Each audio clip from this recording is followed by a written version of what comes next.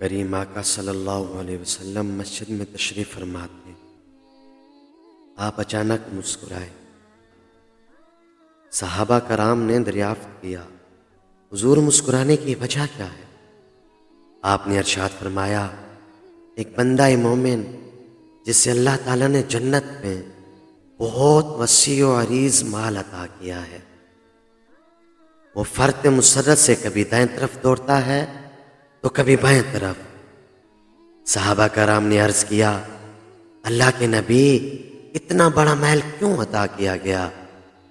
आपने इरशाद फरमाया, इस बंदे ने रास्ते से गुजरते हुए एक पत्थर उठाकर एक साइड पर इसलिए रखा था कहीं किसी मुसलमान को तकलीफ ना हो।